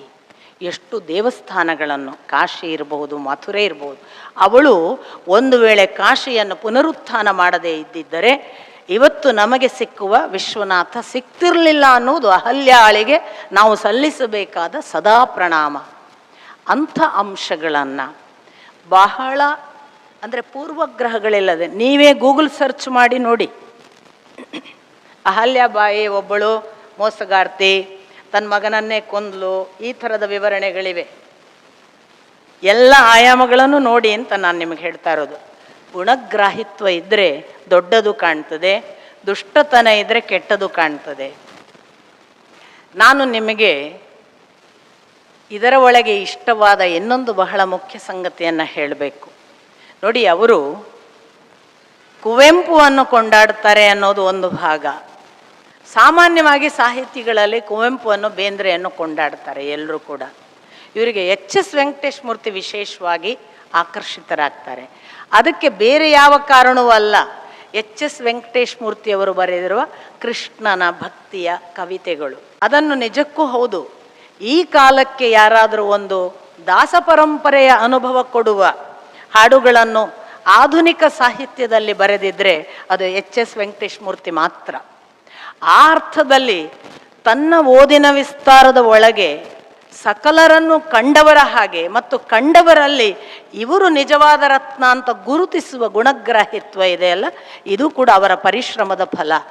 ಇಲ್ಲದಿದ್ದರೆ ತಮಗಿಷ್ಟವಾದ ಯಾವುದೋ ಕವಿಯನ್ನು ದೊಡ್ಡದು ಅಂತ ಹೇಳಬಹುದು. ಇಲ್ಲ, ಅವರು ಹೇಳುವಾಗ ಲೋಕದ ತಕ್ಕಡಿಯಲ್ಲಿಟ್ಟು ಲೋಕ ಇದನ್ನು ಒಪ್ಪುತ್ತಾ ಅಂತ ನೋಡ್ತಾರೆ. ನನಗಿಷ್ಟವಾದ್ದೆಲ್ಲ ಬರೆಯೋ ದೊಡ್ಡ ವಿಷಯ ಅಲ್ಲ. ಆ ದೃಷ್ಟಿಯಲ್ಲಿ ಅವರ ಆಯ್ಕೆಗಳು ತುಂಬ ಸುಂದರ. ಒಬ್ಬ ಗೋಪಾಲಕೃಷ್ಣ ಪ್ರಭು ಅನ್ನುವ ಸೈನಿಕನ ವಿವರಣೆ ಕೊಡುವಾಗ ಅವರು ಊರಿನವರು ಅನ್ನುವ ಒಂದು ಭಾವ ಅಲ್ಲ. ಒಬ್ಬ ಗೋಪಾಲಕೃಷ್ಣ ಪ್ರಭು ಅನ್ನುವವರು ತಾನು SSLCಯಲ್ಲಿ ಫೇಲ್ ಆಗಿ ಈ ಅನುತ್ತೀರ್ಣ ಆದದ್ದಕ್ಕೆ ಅಪ್ಪ ಅಮ್ಮನಿಂದ ಬಾಸುಂಡೆ ಬರೆಸಿಕೊಂಡು ಮನೆಯಿಂದ ಹೊರಗೆ ಬಿದ್ದವನು ದೇಶ ಎದ್ದು ನಿಂತು ಸಲಾಂ ಹೊಡೆಯುವಷ್ಟು ದೊಡ್ಡ ಸೈನಿಕ ಯೋಧನಾಗಿ ಮಾಡಿದ ಶ್ಲಾಘನೀಯ ಕೆಲಸಗಳು, ಪಾಕಿಸ್ತಾನದ ಜೈಲಿನಲ್ಲಿ ಇದ್ದುಕೊಂಡು ಶಿಕ್ಷೆ ಅನುಭವಿಸಿದಾಗ ಉಂಟಾದ ಯಾತನೆಗಳು, ಹಸುರಾದ ಬೂಸ್ಟ್ ಬಂದ ಬ್ರೆಡ್, ನೀರು ಕೇಳಿದಾಗ ಬಾಟಿಲನ್ನೇ ಮುಖಕ್ಕೆ ಚೆಲ್ಲಿ ಆ ಸುರಿಯುವ ಹನಿಯಲ್ಲಿ ನಾಲಿಗೆಯಲ್ಲಿ ನೆಕ್ಕಿಕೊಂಡು ನೀರಿನ ಅನುಭವ ಪಡಿಬೇಕು ಅಂಥ ಕಷ್ಟಗಳನ್ನೆಲ್ಲ ದೈವ ನಿಯಮದ ಒಂದು ಅನುಕೂಲದಿಂದ ಹೊರಗೆ ಬಂದ ಕಥೆ. ಇವುಗಳನ್ನೆಲ್ಲ ಹೇಳುವಾಗ ಒಂದು ಸಾರಿ ಇವತ್ತು ವಿದ್ಯಾಭ್ಯಾಸಕ್ಕೆ ಹೊರಟ ವಿದ್ಯಾರ್ಥಿಗಳು, ತಮಗೆ ಒತ್ತಡ ತಾಳಲಾರದೆ ಎಂಜಿನಿಯರಿಂಗ್ ಮಾಡುವವರು, ಡಾಕ್ಟರ್ ಮಾಡಲಿಕ್ಕೆ ಹೋದವರು ಎಷ್ಟು ಜನ ಆತ್ಮಹತ್ಯೆ ಮಾಡ್ಕೋತಿದ್ದಾರೆ ಗಮನಿಸಬೇಕು. ನಮ್ಮ ಬದುಕಿಗೆ ಇಂಥ ಕಥೆಗಳು ಬಹಳ ಪ್ರೇರಣಾದಾಯಕ ಆಗಬೇಕು. ನಾವು ಹುಟ್ಟಿದ್ದು ಒಂದು ದೊಡ್ಡ ಪರ್ಪಸ್ಸಿಗೆ. ಆ ಪರ್ಪಸ್ ಕಂಪ್ಲೀಟ್ ಆಗುವವರೆಗೆ ಅದಕ್ಕೆ ದೇವಹಿತಂ ಯದಾಯುಹು ಅಂತ ವೇದವ್ಯಾಸರ ಮಾತು ಒಂದು ಕಡೆ ಬರುತ್ತೆ. ದೀರ್ಘ ಆಯುಸ್ಸನ್ನು ಕೇಳು ಅಂತ, ನಿರಂತರವಾಗಿ ದೀರ್ಘ ಆಯುಸ್ಸನ್ನು ಕೇಳು. ಯಾಕೆ ಕೇಳು ಅಂದರೆ ಗೊತ್ತಿಲ್ಲ, 99.9 ಆಗುವಾಗ ಭಗವದ್ ದರ್ಶನ ಆಗ್ಬೋದು, ಯಾರಿಗೆ ಗೊತ್ತು ಅಂತ. ಆದ್ದರಿಂದ ನಮಗೆ ಕೊಟ್ಟ ಆ ದೇವಹಿತಂ ಯದಾಯುಹು ಅನ್ನುವ ಉಪನಿಷತ್ತಿನ ಶಾಂತಿ ಮಂತ್ರದ ಮಾತಿನ ಹಾಗೆ ಇದು ಅವನು ಕೊಟ್ಟಿದ್ದಾನೆ. ಅವನು ನಮಗೆ ಯಾವುದೋ ಅನುಗ್ರಹ ಮಾಡಲಿಕ್ಕೆ ಕೊಟ್ಟಿರಬಹುದು. ಅವನು ಕೊಟ್ಟ ಆಯುಸ್ಸನ್ನು ಕಟ್ಟ ಕಡೆಯವರೆಗೆ ನಾನು ಅವನಿಗಾಗಿ ಕಾಯುತ್ತೇನೆ, ಅವನಿಗಾಗಿ ಅರ್ಪಿಸ್ತೇನೆ ಅಂತ ಅರ್ಪಿಸಿಕೊಳ್ಳೋದಿದೆಯಲ್ಲ, ಆಗ ನಿಜವಾಗಿ ಕಾಣಬೇಕಾದ್ದನ್ನು ಕಾಣಬಹುದು. ಅಂಥ ನಿಜವಾಗಿ ಕಾಣಬೇಕಾದ್ದನ್ನು ಕಾಣುವ ಒಂದು ಹಂಬಲ ಇದ್ದದ್ರಿಂದ ಗೋಪಾಲಕೃಷ್ಣ ಪ್ರಭುಗಳು ಕಟ್ಟ ಕಡೆಗೂ ತಾನು ಮತ್ತೆ ಮರಳಿ ತೆವಳಿಕೊಂಡು ತನ್ನ ಸೇನೆ ಇದ್ದಲ್ಲಿ ಬಂದು ತನ್ನ ಗುರುತುಗಳನ್ನು ಹೇಳಿ ವಾಪಸ್ ಭಾರತಕ್ಕೆ ಬಂದು ತಾನು ಯಾವುದನ್ನು ಕಲೀಲಿಲ್ಲ ಅನ್ನುವ ಒಂದು ದೋಷ ಇತ್ತು ಅದನ್ನೂ ಮಾಡಿ ಹುದ್ದೆಯನ್ನು ಅಲಂಕರಿಸಿ ಎಲ್ಲ ಮಾಡಿದ ಸುಸೂತ್ರ ಬದುಕಿನ ಒಂದು ಮಾದರಿಯಾಗಿ ನಮಗೆ ಕೊಡುವಾಗ ನನಗೆ ಇವತ್ತು ಅದು ಎಷ್ಟು ಪ್ರಸ್ತುತ ಅನ್ನಿಸ್ತದೆ. SLC ಫೇಲ್ ಆದ ಕೂಡಲೇ ಬದುಕು ಮುಗೀತು ಅಂತ ಭಾವಿಸೋದಾಗಲಿ, ಎಂಜಿನಿಯರಿಂಗ್ಗೆ ಸೀಟ್ ಸಿಗುವಷ್ಟು ನಾನು ಓದಲಿಲ್ಲ ಅನ್ನುವ ದುಃಖವಾಗಲಿ, ಎಂಜಿನಿಯರಿಂಗಿಗೆ ಹೋದವರು ಅಥವಾ ಡಾಕ್ಟರ್ಗೆ ಹೋದವರು ಇದನ್ನು ಓದಕ್ಕಾಗಲ್ಲ ಅನ್ನುವ ಒತ್ತಡದಿಂದ ಆತ್ಮಹತ್ಯೆ ಮಾಡಿಕೊಳ್ಳೋರಾಗಲಿ, ಇಂಥ ಬದುಕಿನ ಆಪ್ಷನ್ಸನ್ನು ಗೋಪಾಲಕೃಷ್ಣ ಪ್ರಭು ಅಂತವರಿಂದ ಕಲಿಬೇಕು ಅನ್ನೋದನ್ನು, ಹಾಗಾಗಿ ಇವರು ರತ್ನಗಳನ್ನು ಕೊಡ್ತಿದ್ದಾರೆ. ಈ ರತ್ನಗಳು ಇಂದು ಬಂದು ನಾಳೆ ಮಾರಾಟವಾಗಿ ಇಲ್ಲವಾಗುವ ಅಶಾಶ್ವತ ಸಂಪತ್ತುಗಳಲ್ಲ. ಇವರು ಒಮ್ಮೆ ಅಂತರ್ಗತ ಆದರು ಅಂತಂದರೆ ನಮ್ಮ ಬದುಕಿನ ಇಡೀ ಜೀವನದಲ್ಲಿ ನಮ್ಮನ್ನು ನಡೆಸಬಲ್ಲ ಅತ್ಯಪೂರ್ವ ಶ್ರೀಮಂತಿಕೆಯನ್ನು ಕೊಡಬಲ್ಲವರು. ಆ ಥರದ ಗೋಪಾಲಕೃಷ್ಣ ಪ್ರಭು ಇದ್ದಾರೆ. ನಮ್ಮ ತಂದೆಯನ್ನು ಕೂಡ ಬಹಳ ಒಂದು ಸಂದರ್ಭದಲ್ಲಿ ಪ್ರಕಾಶ್ ಅವರನ್ನು ನಾನು ನಮ್ಮ ಅಪ್ಪನ ಕುರಿತು ಕೂಡ ಮಾತಾಡೋಕ್ಕೆ ಬೆಂಗಳೂರಿಗೆ ಕರೆದಿದ್ದೆ. ಆಗಲೂ ಅವರು ಬಂದು ಅಪ್ಪನ ಕುರಿತು ಹೀಗೆ ಒಂದು ವ್ಯಕ್ತಿ ಚಿತ್ರಣವನ್ನು ಕಟ್ಟಿಕೊಟ್ಟಿದ್ದರು. ಅದನ್ನೇ ಅವರು ಇಲ್ಲಿ ಅಕ್ಷರ ರೂಪಕ್ಕೆ ಇಳಿಸಿದ ಹಾಗೆ ಕಾಣ್ತದೆ. ನನಗೆ ನಾನು ಇನ್ನು ಮುಂದಿನ ಮಾತು ಹೇಳುವುದನ್ನು ದಯವಿಟ್ಟು ಯಾವುದೇ ಪೂರ್ವಗ್ರಹ ಇಲ್ಲದೆ ಕೇಳಬೇಕು. ನಾನು ಪ್ರಕಾಶ್ ಅವರ ಹತ್ರ ಬರುವಾಗ ನನಗೆ 2 ಕಾರಣಗಳಿತ್ತು. ಅವರು ನನಗೆ ಒಂದು ಸಾರಿ ಅವರ ಪರಿಚಯವನ್ನು ಹೇಳಿ ಅಂದಾಗ ಹೇಳಿದರು, ನಾನು ಹೀಗೆ ಸಸಿ ಗಿಡ ನೆಡ್ತೇನೆ, ಸ್ವಲ್ಪ ನನ್ನ ಪಾಡಿಗೆ ಏನೋ ಸಮಾಜ ಸೇವೆ ಅದು ಇದು ಅಂತ. ನಾನು ಸಹಜವಾಗಿ ಓದು ಅಂತ ಕೇಳಿದೆ. ಓದಿಲ್ಲ ಅಂದರು ಅವರು. ನಾನು ಓದಿಲ್ಲ, ಅದನ್ನೇನು ಹೇಳುವಂಥ ಓದಿಲ್ಲ ಅಂತ. ನಾನು ಅದಕ್ಕಾಗಿ ಬಂದಿದ್ದೇನೆ. ಅದಕ್ಕಾಗಿ ಯಾಕೆ ಬಂದಿದ್ದೇನೆ ಅಂದರೆ, ನಿಜವಾದ ಓದು ಏನು ಅನ್ನೋದನ್ನು ಪ್ರಕಾಶ್ ಅವರನ್ನು ನೋಡಿ ಕಲಿಯಿರಿ ಅಂತ. ಓದು ಅನ್ನೋದು ಶಾಲೆಯಿಂದ ಬರುವ ಶಿಕ್ಷಣವಲ್ಲ. ಶಾಲೆಯಿಂದ ಕಲಿತ ಮಾತ್ರಕ್ಕೆ ಓದು ಅಂತ ದಯವಿಟ್ಟು ಭಾವಿಸಬಾರದು. ಓದದೆಯೇ ಒಬ್ಬ ಮನುಷ್ಯ ಎಷ್ಟು ಸುಸಂಸ್ಕೃತನಾಗಬಹುದು. ಅವರ ಭಾಷಾ ಶುದ್ಧಿ ನೋಡಿ, ಅವರು ಮಾತನಾಡುವಾಗ ಬಳಸುವ ಶಬ್ದಗಳ ಬಳಕೆ ನೋಡಿ. ಇಲ್ಲಿ ಒಂದು ಕಡೆ ಬರುತ್ತೆ ದ್ವಿಪಾದ ಪಶುಗಳು ಅಂತ, ಒಳ್ಳೊಳ್ಳೆ ಶಬ್ದಗಳನ್ನು ಹಾಕ್ತಾರೆ ಅವರು. ಅಂದರೆ ನಿಜವಾಗಿ ಮನುಷ್ಯರಾಗಲಿಕ್ಕೆ ನಾಲಾಯಕ್ಕಿದ್ದವರು, ಏನೋ ಕೇಡು ಮಾಡುವವರನ್ನು ಬಳಸುವುದವರು ಶಬ್ದ. ಕೆಲವರಿದ್ದಾರೆ ದ್ವಿಪಾದ ಪಶುಗಳು ಅಂತ. ಎಷ್ಟು ಚೆನ್ನಾಗಿದೆ ಅದು. ಅದು ದ್ವಿಪಾಶ ಮೃಗಗಳು ಅಂದರೆ ಇನ್ನೂ ಹೆಚ್ಚು ನನಗೆ ಕಾಣೋದು. ಪಶು ಅಂದರೆ ಸಾಮಾನ್ಯವಾಗಿ ಸಾಧು ಪ್ರಾಣಿಗಳಿಗೆ ಹೇಳುವುದು, ಮೃಗಗಳು ಅಂದಾಗ ಅದು ಉಗ್ರ ಪ್ರಾಣಿಗಳಿಗೆ. ಹಾಗಾಗಿ ದ್ವಿಪಾದ ಪಶುಗಳು ಅಂತ ಬಳಸುವಾಗಲಿ, ಈ ಪಾಪಿ ಅಂತ ಹೇಳುವಾಗ ಅದು ಎಂಥ ಪಾಪ ಮಾಡಿದ್ದಾನೆ ಅಂತವನ್ನು ನೋಡಿಯೇ ಬಳಸ್ತಾರೆ ಆ ಶಬ್ದ. ಈ ಪಾಪಿ ಅಂದರೆ ಕೆಲವು ಶಬ್ದ ಬಳಕೆ, ಆ ಬಳಿಕ ಅವರು ಉಚ್ಚಾರ ಮಾಡುವಾಗ ಇರುವಂತಹ ಸ್ಪಷ್ಟತೆ, ಸಂಸ್ಕೃತಿ ಕುಲವ ನಾಲಗೆ ಅರುಹಿತು ಅಂತ ಒಂದು ಮಾತು. ನೀನು ಹೇಗೆ ಮಾತಾಡ್ತಿ ಅದರಿಂದ ನೀನು ಯಾರು ಗೊತ್ತಾಗ್ತದೆ. ನಿಮಗೆ ಗೊತ್ತು, ರಾಮಾಯಣದಲ್ಲಿ ಹನುಮಂತ ತಾನು ಯಾರು ಅಂತ ಹೀಗೆ ನಿಂತು ತನ್ನ ಪರಿಚಯ ಹೇಳಿದ್ದು ಮಾತ್ರ. ಅವನು ಹೇಳಿದ ಪರಿಚಯಕ್ಕೆ ಬಳಸಿದ ಅವನ ಭಾಷೆ, ಆ ಪರಿಚಯಕ್ಕೆ ಬಳಸಿದಾಗ ಆ ಭಾಷೆಯಲ್ಲಿದ್ದ ವ್ಯಾಕರಣ ಮತ್ತು ಭಾಷಾ ಶುದ್ಧಿ, ಅದರಲ್ಲಿ ಇದ್ದಂತಹ ಅಭಿವ್ಯಕ್ತಿಯ ಕ್ರಮ, ಇಷ್ಟನ್ನೇ ನೋಡಿ ರಾಮ ಹೇಳಿದ, ಇವನು ವ್ಯಾಕರಣಜ್ಞ, ಇವನು ವೇದ ಬಲ್ಲವ, ಇವನು ಪಂಡಿತ, ಇವನು ವಿದ್ವಾಂಸ, ಇವನ ಜೊತೆಗೆ ನಾವು ವರ್ತಿಸಬಹುದು. ಇದು ಕುಲವನ್ನು ನಾಲಗೆ ಅರುಹಿತು ಅನ್ನುವ ಒಂದು ಅಪರಂಪಾರವಾಗಿ ನಮ್ಮನ್ನು ಎಕ್ಸ್ಪ್ರೆಸ್ ಮಾಡುವುದಕ್ಕೆ ಇರುವ ಏಕಮಾತ್ರ ನಮ್ಮ ಸಾಧನ ವಾಕ್. KS ನಾರಾಯಣಾಚಾರ್ಯರು ಯಾವಾಗಲೂ ಹೇಳೋರು, ಪ್ರತಿ ಪ್ರಾಣಿಗೆ ಒಂದು ವೀಕ್ ಪಾಯಿಂಟನ್ನು ಭಗವಂತ ಇಟ್ಟಿದ್ದಾನಂತೆ. ಆನೆಯಂತಹ ಘನಗಾತ್ರದ ಆನೆಗೂ ಕೂಡ ಕಿವಿಯ ಹತ್ರ ಒಂದು ವೀಕ್ ಪಾಯಿಂಟ್. ಒಬ್ಬ ಆ ಜಾಗಕ್ಕೆ ಅಂಕುಶ ಹಾಕಿ ಎಳೆದರೆ ಅದು ಸಾಕು ಪ್ರಾಣಿಗಿಂತ ಸೌಮ್ಯವಾಗ್ತದೆ. ಒಂದು ಬೆಕ್ಕಿಗೆ ಇಲ್ಲಿ ಹಿಡಿದ್ರೆ ಸಾಕು, ಎಂಥ ಕಠೋರ ಉಗ್ರ ಬೆಕ್ಕು ಕೂಡ ಇಲ್ಲಿ ಅದರ ಅಮ್ಮ ಹಿಡಿಯೋ ಜಾಗದಲ್ಲಿ ಹಿಡಿದ ಕೂಡಲೇ ಅದು ನಮಗೆ ಏನೂ ಮಾಡಲ್ಲ. ಈ ಥರ ಪ್ರತಿ ಪ್ರಾಣಿಗೆ ನಿಮಗೆ ಗೊತ್ತು, ಎಂಥ ಗೂಳಿ, ಎಂಥ ಆರ್ಭಟದ ಎತ್ತು, ಅದು ಕೋಣ, ಎಲ್ಲಕ್ಕೂ ಇಲ್ಲಿ ಒಂದು ಮೂಗುದಾಣ ಹಾಕಿ ಎಳೆದರೆ ಈ ಮೂಗಿನ ಈ ಭಾಗ ಅದನ್ನು ಸಂಯಮಕ್ಕೆ ಹತೋಟಿಗೆ ತರೋದಕ್ಕೆ ಅದು ಒಪ್ಪಿಸಿಕೊಂಡು ಬಿಡುವ ಹಾಗೆ ಮಾಡುತ್ತೆ. ಮನುಷ್ಯನಿಗೆ ಯಾವುದು ಅಂತ ಕೆ ಎಸ್ ನಾರಾಯಣಾಚಾರ್ಯರ ಒಂದು ಪ್ರಶ್ನೆ. ಮನುಷ್ಯನಿಗೆ ಭಗವಂತ ಯಾವ ವೀಕ್ ಪಾಯಿಂಟ್ ಇಟ್ಟಿದ್ದಾನೆ? ಬಹಳ ಸುಂದರವಾಗಿ ಅವರು ಹೇಳ್ತಾರೆ, ಮನುಷ್ಯನಿಗೆ ವಾಕ್ಯೆ ವಾಗ್ದಾಣ ಅಥವಾ ಮೂಗ್ದಾಣ ಅಂತ. ವಾಕ್ ತಪ್ಪಿತ ಅವನನ್ನು ಜನ ಅಳೆದು ಬಿಡ್ತಾರೆ. ವಾಕ್ ಉಗ್ರವಾಯಿತ ಇವನು ಅಸಂಸ್ಕೃತ ಅಂತ ತೀರ್ಮಾನ ಮಾಡ್ತಾರೆ.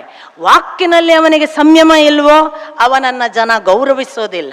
ವಾಕ್ ಸುಂದರ ಮತ್ತು ಸುಸಂಸ್ಕೃತ ಒಳ್ಳೆಯ ಮಾತುಗಳ ಮೂಲಕ ಜಗತ್ತನ್ನು ಮತ್ತು ಜಗತ್ತಿನ ಪರಂಪರೆಯನ್ನು ಎತ್ತಿ ಹಿಡಿಯುವಂತಹ ಕೆಲಸ ಮಾಡುವ ನಡೆಯನ್ನು ಅನುಸರಿಸ್ತಾನೋ ಆ ವಾಕ್ ಅದು ಪರಿಣಾಮಕಾರಿಯಾಗಿ ಮೂಡಿದರೆ ಜಗತ್ತು ಅವನನ್ನು ಗೌರವಿಸ್ತದೆ. ಇವತ್ತು ಪ್ರಕಾಶ್ ನಾನು ಅತ್ಯಂತ ಗೌರವದಿಂದ ಹೇಳೋದು, ಅವರು ಅತ್ಯಂತ ಸುಸಂಸ್ಕೃತರು, ಅತ್ಯಂತ ಸುಶಿಕ್ಷಿತರು. ಅವರಷ್ಟು ಶಿಕ್ಷಣ ಇಲ್ಲಿ ನಮಗೆ ಅನೇಕರಿಗಾಗಿಲ್ಲ. ನಾವು ಹೇಳುವ ಎಷ್ಟೋ ಸುಸಂಸ್ಕೃತ ಮನೆಯ ಬ್ರಾಹ್ಮಣ ಮನೆತನದವರು, ಸುಸಂಸ್ಕೃತ ತಂದೆಯ ಮಕ್ಕಳು ಅಂತ ಅನ್ನಿಸಿಕೊಂಡ ಎಷ್ಟೋ ಜನ ವಾಕ್ಶುದ್ಧಿ ಇಲ್ಲದೆ ಹೀನಾಯವಾಗಿ ಅಸಂಸ್ಕೃತರು ಅನ್ನಿಸಿಕೊಂಡ ಸಂದರ್ಭವನ್ನು ಮುಖಕ್ಕೆ ಕನ್ನಡಿ ಇಟ್ಟು ನೋಡುವ ಹಾಗೆ ಪ್ರಕಾಶ್ ನಮಗೆ ಮಾದರಿಯಾಗಿದ್ದಾರೆ. ಯಾವುದೋ ಮುಖಸ್ತುತಿ ಹೇಳೋದಲ್ಲ, ಕಣ್ಮುಂದೆ ಬದುಕನ್ನಿಟ್ಟುಕೊಂಡು ಹೇಳೋದು. ನಮ್ಮ ಮಾತು ಹಾಳಾದರೆ ಜಗತ್ತು ನಮ್ಮನ್ನು ಕೇಡುಗನ ಹಾಗೆ ನೋಡುತ್ತೆ. ನಮ್ಮ ಮಾತು ಕೆಟ್ಟರೆ ನಮ್ಮ ಬದುಕು ಕೆಡ್ತದೆ. ಯಾಕೆ ಅಂದರೆ ಒಂದು ದೃಷ್ಟಿಯಿಂದ ನಾವೇನು ನುಡಿತೇವಲ್ಲ ಅದು ನಡೆಯುವುದಕ್ಕೆ ಕಾರಣವಾಗ್ತದೆ. ನುಡಿದದ್ದು ಸರಿ ಇದ್ದರೆ ನಡೆಯೂ ತಿದ್ದುತ್ತಾ ಹೋಗ್ತದೆ. ಅಂಥ ನಡೆನುಡಿಯನ್ನು ತಿದ್ದುವ ಹಾಗೆ ಇವರು ಓದಿಲ್ಲ ಅಂತ ಇನ್ನು ಹೇಳಬಾರ್ದು. ನನ್ನ ಪ್ರಕಾರ ನಾವು ಯಾರೂ ಓದಿಲ್ಲ ಅನ್ನುವುದನ್ನು ಹೇಳುವ ಸೌಜನ್ಯ ಕೆಲವರಿಗಿದೆ ಅಷ್ಟೇ. ಕೆಲವರು ನಾವಿನ್ನೂ ಪರಿಚಯ ಮಾಡಿಸ್ಕೊಳ್ಳೋ ಮೊದಲು ನಾನು MA MPhil ಡಾಕ್ಟ್ರೇಟು, ನಾನು ಇಂಥ ಯೂನಿವರ್ಸಿಟಿಯಲ್ಲಿ ವೈಸ್ ಚಾನ್ಸಲರ್, ನಾನು ಇಂಥ ಯೂನಿವರ್ಸಿಟಿಯಲ್ಲಿ ಪ್ರೊಫೆಸರ್ ಅಂತ ಮೊದಲು ಬಂದು ಕೈ ಕೊಡ್ತಾರೆ. ಸ್ವಾಮಿ, ನಾನು ಏನೂ ಅಲ್ಲ, ನನಗೆ ಏನೂ ಗೊತ್ತಿಲ್ಲ, ನಾನು ಓದಿಲ್ಲ, ನನಗೆ ಯಾವುದೂ ತಿಳಿದಿಲ್ಲ ಅಂತ ಹೇಳುವವನು ಯಾರು ಗೊತ್ತಿಲ್ಲ ಅಂತಾನೆ ಅವನಿಗೆ ಗೊತ್ತಿದೆ, ಯಾರು ಗೊತ್ತಿದೆ ಅಂತಾನೆ ಅವನಿಗೆ ಗೊತ್ತಿಲ್ಲ.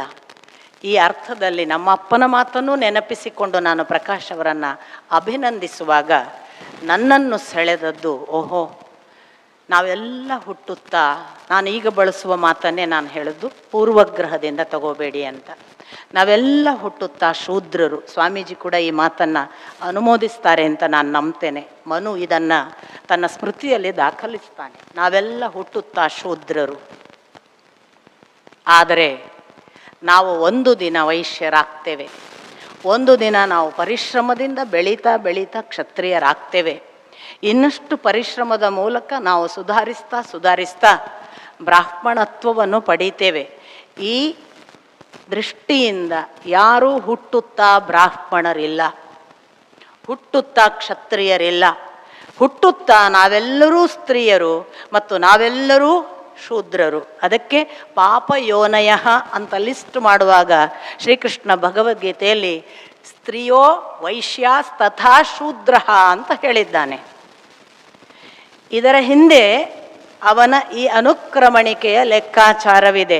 ಹುಟ್ಟುತ್ತಾ ಸ್ತ್ರೀಯರು, ಎನ್ನ ದೇವ ಚನ್ನಮಲ್ಲಿಕಾರ್ಜುನಂಗೆ ಜಗವೆಲ್ಲ ಹೆಣ್ಣು ನೋಡ, ಪರಮಪುರುಷ ಅವನೊಬ್ಬನೇ ಅಂತ ಭಾಗವತದಲ್ಲಿ ಭಗವಂತ ಹೇಳುವ ಮಾತು. ಜಗತ್ತಿನ ಎಲ್ಲರೂ ಹೆಣ್ಣು ಮಕ್ಕಳು, ನಾನು ಮಾತ್ರ ಗಂಡು ಅಥವಾ ಪರಮಪುರುಷ. ಅದು ಗಂಡು ಅಲ್ಲ, ಪರಮಪುರುಷ. ಪುರುಷ ಅಂದರೆ ಪುರದಲ್ಲಿ ಇರುವವ. ನಾನು ಮಾತ್ರ ಪರಮಪುರುಷ. ಆಮೇಲೆ ಅವನೇ ಹೇಳಿದ್ದಾನೆ, ಇನ್ನೊಬ್ಬಳಿದ್ದಾಳೆ ಚಿತ್ತಾದಲ್ಲಿ ಚೈತನ್ಯ ಅಂತ, ಅವಳಿಗೂ ಕೂಡ ಅಕ್ಷರ ಪುರುಷ ಅಂತಲೇ ಹೆಸರು ಕೃಷ್ಣನೇ ಕೊಟ್ಟಿದ್ದು. ಈ ಅಕ್ಷರ ಪುರುಷ, ಅವಳು ಅಕ್ಷರ ಪುರುಷ, ನಾನೂ ಕೂಡ ಅಕ್ಷರ ಪುರುಷ. ಆದರೆ ನಾನು ಅವಳಿಗಿಂತ ಉತ್ತಮ, ಆದ್ದರಿಂದ ನಾನು ಪುರುಷೋತ್ತಮ ಅಂತ ಭಗವದ್ಗೀತೆ ಎಕ್ಸ್ಪ್ಲೈನ್ ಮಾಡೋದು. ಆ ಅರ್ಥದಲ್ಲಿ ನಾವೆಲ್ಲ ಹೆಣ್ಣು ಮಕ್ಕಳು.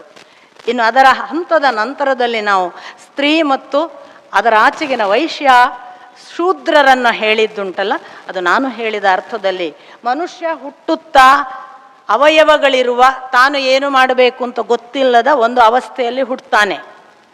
ಕಾಲಾಂತರದಲ್ಲಿ ಅವನಿಗೆ ಪ್ರಜ್ಞೆ ಜಾಗೃತವಾದ ಮೇಲೆ ಅವನ ಎಫರ್ಟ್ ಮೂಲಕ ತಾನು ಯಾವುದಕ್ಕೆ ಫಿಟ್ ಆಗ್ತೇನೆ ಅಂತ ಎಫರ್ಟ್ ಹಾಕ್ತಾನೆ.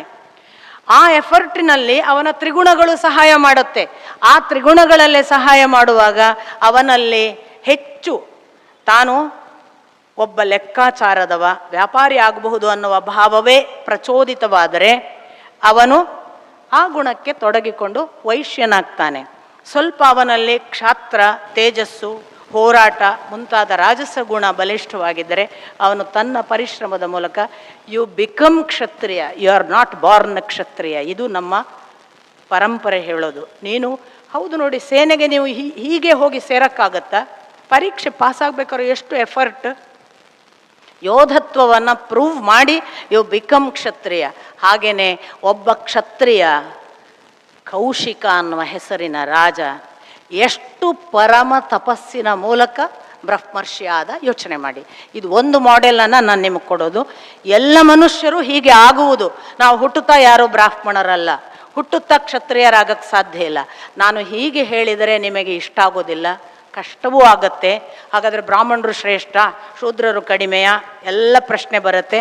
ನಾನೇ ಕಂಡುಕೊಂಡ ನನಗೆ ಹೊಳೆದ ಒಂದು ಹೊಸ ಉದಾಹರಣೆಯನ್ನು ಕೊಟ್ಟು ಪ್ರಕಾಶ್ ಎಂಥವರು ಅನ್ನೋದನ್ನು ಹೇಳಿ ನನ್ನ ಮಾತು ಮುಗಿಸ್ತೀನಿ. ಮೂಲತಃ ನಾವು ಎಲ್ಲರೂ ಹುಟ್ಟುವಾಗ ನಾವೆಲ್ಲರೂ ಹಾಲು. ಒಂದು ವೇಳೆ ಹಾಲು ನಾನೇ ಶ್ರೇಷ್ಠ, ನನ್ನಕ್ಕಿಂತ ಶ್ರೇಷ್ಠ ಯಾರೂ ಇಲ್ಲ ಅಂತ ಕೂತು ಬಿಟ್ಟಿದ್ದರೆ ನಾಳೆಯ ದಿನ ಹಾಲು ಕಹಿ ಮತ್ತು ವಾಸನೆ ಯಾರೂ ಬಳಸೋದಿಲ್ಲ. ಬಹಳ ಅಂದರೆ ಫ್ರಿಜ್ಜಲ್ಲಿಟ್ಟರೆ 3-4 ದಿವಸ, ಅದರ ಆಚೆಗೆ ಹಾಲಿಗೆ ಅಸ್ತಿತ್ವ ಇಲ್ಲ. ಹಾಲು ತನ್ನ ಅಸ್ತಿತ್ವವನ್ನು ಕಳ್ಕೊಳ್ಳಬಾರ್ದು ಅಂತಿದ್ರೆ ಇನ್ನೊಂದಕ್ಕೆ ಅರ್ಪಿಸಿಕೊಳ್ಳುತ್ತೆ. ಅದು ಯಾವುದು ಅಂದರೆ ಲೋಕರೂಢಿಯ ಹುಳಿ. ಮೊಸರಿಗೆ ತನ್ನನ್ನು ಅರ್ಪಿಸಿಕೊಂಡು ಅದು ಇವತ್ತು ನಾನು ಹಾಳಾಗುವ ಬದಲು ನಾಳೆಗೂ ಬಳಸುವ ಹಾಗೆ ಉಪಯೋಗಕ್ಕೆ ಬರಲಿ ಅಂತ ತನ್ನನ್ನು ಒಪ್ಪಿಸಿಕೊಂಡಾಗ ಅದು ಅದ್ಭುತವಾದ ಮೊಸರಾಗುತ್ತೆ. ಕೆನೆಗಟ್ಟಿದ ಮೊಸರು 2 ದಿನ 3 ದಿನ ಬಹಳ ರುಚಿಕರ. ಮೊಸರು ನಾನೇ ಶ್ರೇಷ್ಠ, ನಾನೇ ಇನ್ಯಾವುದಕ್ಕೂ ಪರಿವರ್ತನೆ ಆಗಬೇಕಾಗಿಲ್ಲ, ಬೆಳೆದಿದ್ದೇನೆ ಅಂತ ಅಹಂಕಾರಕ್ಕೆ ಬಿದ್ದರೆ ಅದರ ಬದುಕು ಮುಕ್ತಾಯ. ಮೊಸರು ತನ್ನನ್ನು ಇಲ್ಲ, ನನ್ನ ಮೈ ತುಂಬ ಮಥನ ಮಾಡಲಿ ಅಂತ ತನ್ನನ್ನು ಕೊಟ್ಟುಕೊಂಡು ಕಡೆಗೋಲಿಗೆ ಅರ್ಪಿಸಿಕೊಂಡರೆ ಕಡೆಗೋಲು ಮಥನ ಮಾಡಿ ಅದರಲ್ಲಿರುವ ಒಳ್ಳೆಯ ಗುಣಾಂಶ ಭಾಗವನ್ನು, ಕ್ರೀಮ್ ಸತ್ವವನ್ನು ಏನನ್ನು ಬಿಟ್ಟು ಕೊಡುತ್ತೆ. ಆಗ ತಾನು ನೀರಿನ ಭಾಗ ಕಳ್ಕೊಂಡು ಒಳ್ಳೆಯ ಗುಣಭಾಗವನ್ನು ನಾಳಿನ ಜನಾಂಗಕ್ಕೆ ಬೆಣ್ಣೆಯಾಗಿ ಕೊಡುತ್ತೆ. ಅಂಥ ಬೆಣ್ಣೆ ಅದು ಎಷ್ಟು ಮಾರ್ಧವ, ಎಷ್ಟು ಮೃದು ನಿಮಗೆ ಗೊತ್ತು. ಬೆಣ್ಣೆ ಒಂದು ವೇಳೆ ನಾನೇ ಶ್ರೇಷ್ಠ, ನಾನಿನ್ಯಾರಿಗೂ ಅರ್ಪಿಸ್ಕೋಬೇಕಾಗಿಲ್ಲ, ನಾನು ಆಯಿತು ಬೆಳೆದಿದ್ದೇನೆ ಅಂತ ಅಹಂಕಾರಕ್ಕೆ ಬಿದ್ದರೆ ಆ ಬೆಣ್ಣೆಯ ಬದುಕು ಕೂಡ 2 ದಿನ 3ನೇ ದಿನ ಅದರ ವಾಸನೆಗೆ ಯಾರೂ ತಿನ್ನೋಲ್ಲ. ಆ ಬೆಣ್ಣೆ ನಾನು ಬೆಳೀಬೇಕು, ದೊಡ್ಡವನಾಗಬೇಕು ಅಂತ ಅರ್ಪಿಸಿಕೊಂಡರೆ ಅಗ್ನಿಗೆ ತನ್ನನ್ನು ಒಪ್ಪಿಸಿಕೊಂಡು ಮೈ ಕುದಿಸಿಕೊಂಡು ತಾನು ಇಲ್ಲವಾಗಿ ಹ್ರಾಸವಾಗಿ ಕರಗಿ ಕುದ್ದು ಅದರ ಅಪೂರ್ವ ಭಾಗವಾದ ಸುಗಂಧಮಯ ತುಪ್ಪವಾಗತ್ತೆ. 4ನೆಯ ಹಂತದ ತುಪ್ಪ ಯಾವ ಕಾಲಕ್ಕೂ ಎಂದೂ ಕೂಡ ಹಳತಾದರೂ ಆರೋಗ್ಯಕ್ಕೆ ಆಯುರ್ವೇದ ಔಷಧಿಗೆ ಬಳಕೆ, ಒಳಿತಾದರೆ ಹೊಸತಿದ್ದರೆ ದೀಪಕ್ಕೆ ಬೆಳಗುವುದಕ್ಕೆ ಆಕರ. ಒಂದೊಮ್ಮೆ ಘನ ಪ್ರಮಾಣದಲ್ಲಿದೆ, ಏನು ಮಾಡುವುದು ಅಂದರೆ ಯಜ್ಞಕ್ಕೆ ಅಲ್ಲಿಯ ಆಜ್ಯವಾಗಿ ತನ್ನನ್ನು ಅರ್ಪಿಸಿಕೊಂಡು ದೀಪದ ಮೂಲಕ ಭಗವಂತನನ್ನು, ಆಜ್ಯದ ಆ ಹೊಗೆಯ ಮೂಲಕ ಭಗವಂತನನ್ನು, ಯಾವುದೋ ಔಷಧಿಯ ಮೂಲಕ ಯಾರನ್ನೋ ಬದುಕಿಸುವುದರ ಮೂಲಕ ಭಗವಂತನ ಸೇವೆಯನ್ನು ಮಾಡುವ ಮಹಾ ಸ್ಥಿತಿಯನ್ನು ತಲುಪುತ್ತೆ ಒಂದು ಹಾಲು. ಹೀಗೆ ಹಂತ ಹಂತವಾಗಿ ಮನುಷ್ಯ ಸೋಪಾನಬದ್ಧವಾಗಿ ಅರ್ಪಿಸಿಕೊಂಡು ಬೆಳೆಯುತ್ತಾ ಹೋದರೆ ಅವನು ಶೂದ್ರನಿದ್ದವ ವೈಶ್ಯ, ವೈಶ್ಯನಿದ್ದವ ಒಂದು ದಿನ ಕ್ಷತ್ರಿಯ, ಅದರ ಆಚೆಗಿನ ಬ್ರಾಹ್ಮಣತ್ವಕ್ಕೆ ನಿಲ್ಲದೆ ಅದು ಆವಿಯಾಗಿ ಹೊಗೆಯಾಗಿ ಭಗವಂತನಿಗೆ ಅರ್ಪಿಸಬೇಕು ಅನ್ನುವಾಗ ನಿಸ್ತ್ರೈಗುಣ್ಯೋ ಭವ ಅರ್ಜುನ. ಒಬ್ಬ ಯಾವುದೋ ಮನೆತನದಲ್ಲಿ ಹುಟ್ಟಿ ಇವತ್ತು ಆ ಹಾಲಿನ ಒಂದು ಸ್ಥಿತಿಯಿಂದ ತನ್ನನ್ನು ತಾನು ಯಾವುದೋ ಸಂಘಕ್ಕೋ ಯಾವುದೋ ಸಂಸ್ಥೆಗೋ ಯಾವುದೋ ಸೇವೆಗೋ ಅರ್ಪಿಸಿಕೊಂಡು ನಿಧಾನವಾಗಿ ಮೊಸರಾಗಿ, ಮೊಸರು ಕಡೆಯಿಸಿಕೊಂಡು ಬೆಣ್ಣೆಯಾಗಿ, ಬೆಣ್ಣೆಯ ನಂತರ ತುಪ್ಪವಾಗುವ ಹಂತದವರೆಗೆ ನಡೆದ ಆ ಧೀರತೆಯನ್ನು, ಧೀರತ್ವ ಅನ್ನುವುದು ಜ್ಞಾನಿಗಿರುವ ಲಕ್ಷಣ ಅನ್ನುವ ಎಲ್ಲ ಗುಣಾಂಶಗಳನ್ನು ನೆನಪಿಸಿಕೊಂಡು ಅಂಥದ್ದೊಂದು ಪರಮ ಸ್ಥಿತಿಯ ಕಡೆಗೆ ಹೋಗಬೇಕು ಅನ್ನುವ ಹಸಿವು ಉಳ್ಳ ಹುಡುಗರನ್ನು ಬೆನ್ನು ತಟ್ಟುವುದು ನಮ್ಮ ಕರ್ತವ್ಯ ಅನ್ನುವ ಭಾವನೆಯಿಂದ ನಾನು ಇಲ್ಲಿಗೆ ಪ್ರೀತಿಯಿಂದ ಓಡಿ ಬಂದಿದ್ದೇನೆ. ನನಗೆ ನಿಜಕ್ಕೂ ಇದು ತುಂಬ ಇಷ್ಟದ ಕೆಲಸ. ಪ್ರಕಾಶ್ ಅಂಥ ಹುಡುಗರು ಮನೆಗಳಲ್ಲಿ ಬೆಳೀಬೇಕು. ಅವರು ಜಾತಿಯನ್ನು ಯೋಚಿಸಬಾರ್ದು, ಓದಿಲ್ಲ ಅನ್ನೋದನ್ನು ಯೋಚಿಸಬಾರ್ದು, ಸುಸಂಸ್ಕೃತರಾಗುವುದರ ಕಡೆಗೆ ಹೋಗಬೇಕು. ಅಂಥ ಹೊತ್ತಿನಲ್ಲಿ ಸೇವೆಗೆ, ಎಂಥ ಸೇವೆಗೆ ಬೇಕಾದರೂ ನಮ್ಮಂಥವರನ್ನು ಕರಿಬೇಕು ಅಂತ ನಾನು ಪ್ರಾರ್ಥಿಸ್ತಾ, ಇಂಥ ಒಂದು ಒಳ್ಳೆಯ ಅವಕಾಶಕ್ಕಾಗಿ ಪೂಜ್ಯರ ಸನ್ನಿಧಿಯಲ್ಲಿ ನನ್ನ ಶೈಶವದ ನುಡಿಗಳನ್ನು ಆಡಿದ್ದನ್ನು ಅವರು ಕೂಡ ಸಹಿಸಿಕೊಂಡದ್ದಕ್ಕಾಗಿ ನಿಮ್ಮೆಲ್ಲರ ಪ್ರೀತಿಗೆ ವಂದಿಸಿ ಪ್ರಕಾಶ್ ಅವರನ್ನು ಮತ್ತೊಮ್ಮೆ